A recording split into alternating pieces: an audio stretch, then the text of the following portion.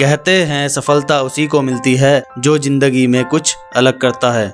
ऐसी ही एक कहानी है एक ऐसे IIT पास आउट की जिन्होंने माइक्रोसॉफ्ट की अच्छी खासी नौकरी छोड़ के सड़कों पर अपनी कैब का सपना देखा और आज उनका यह सपना लाखों लोगों की ट्रैवल समस्या के समाधान के रूप में काम कर रहा है।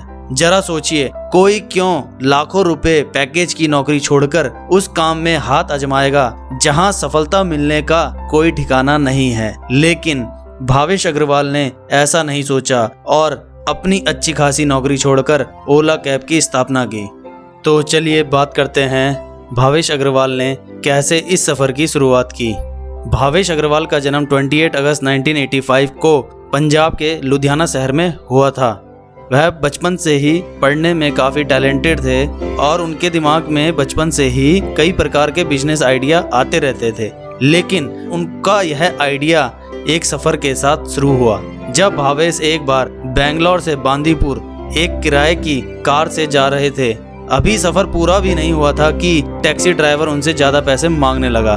जब उन्होंने उसे तय किराए से ज़्यादा पैसे देने से मना किया तो उस ड्राइवर ने भावेश को बीच रास्ते में ही उतार दिया, जिसके कारण आगे की यात्रा उन्हें बस से करनी पड़ी। इस तरह की परेशानी से गुजरने के बाद भावेश ने सोचा, जैसी दिक्कत मुझे आज हुई है इसी तरह की दिक्कतों का कई लोगों को सामना करना पड़ता होगा। तब उन्होंने सोचा क्यों ना इस समस्या का हल निकाला जाए और यहीं से उन्होंने कैब बिजनेस में उतरने का मन बना लिया। उन्होंने माइक्रोसॉफ्ट कंपनी की लाखों रुपए की सैलरी वाली नौकरी छोड़कर अपने बिजनेस आइडिया में काम करने लगे। लेकिन इनके घर वाले और दोस्तों ने इनका इस बिजनेस आइडिया में साथ नहीं दिया क्योंकि उन्हें यह आइडिया बिल्कुल बेकार लग रहा था।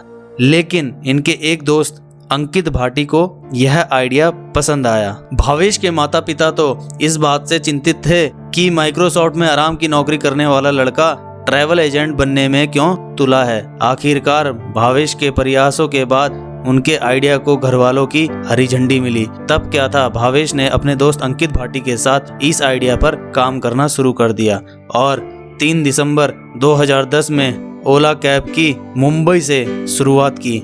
शुरुआती दिनों में भावेश ने अपने पैसों से कार न खरीदकर बड़ी संख्या में टैक्सी ड्राइवरों के साथ पार्टनरशिप की और पूरे सेटअप में लेटेस्ट टेक्नोलॉजी का इस्तेमाल किया जिससे ओला कैब बुक करने में लोगों को आसानी हो। शुरुआती दिनों में वह खुद कस्टमर के कॉल लेते थे और कभी कभी ड्राइवर बनकर भी कस्टमरों को उनकी जगह छोड़ा करते थे।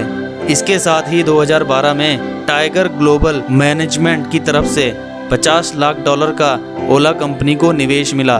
तब इस बिजनेस को तेजी से ऊंचाइयों तक पहुंचाने का बल मिला। उनके इसी प्रयासों की बदौलत ही आज भारत में ओला कैब ने 65% तक टैक्सी मार्केट में कब्जा कर लिया है और यात्रियों को कम कीमत पर अच्छी सुविधाओं के साथ टैक्सी उपलब्ध करा रहे हैं।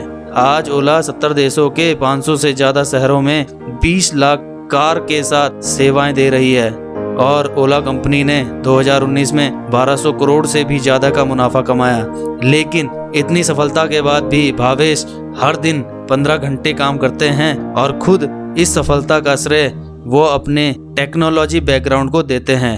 और आज भावेश 34 वर्ष की आयु में 3100 करोड़ के मालिक हैं। भावेश कहते हैं, सपने तो हर कोई देखता है लेकिन कुछ ही लोग जोखिम उठाने के लिए तैयार रहते हैं। जब आप जोखिम उठाने के लिए आगे बढ़ेंगे तो कई लोग कई सलाह भी देंगे, पर याद रखना सपने उन्हीं के सच होते हैं जो सुनते सबकी हैं पर करते अपने मन की है। आपका बहुमूल्य समय देने के लिए बहुत बहुत धन्यवाद। आपको यह कहानी कैसी लगी हमें कमेंट करके ज़रूर बताएं। आपको यह कहानी अच्छी लगी हो तो लाइक, शेयर और सब्सक्राइब करें हमारे YouTube चैनल को।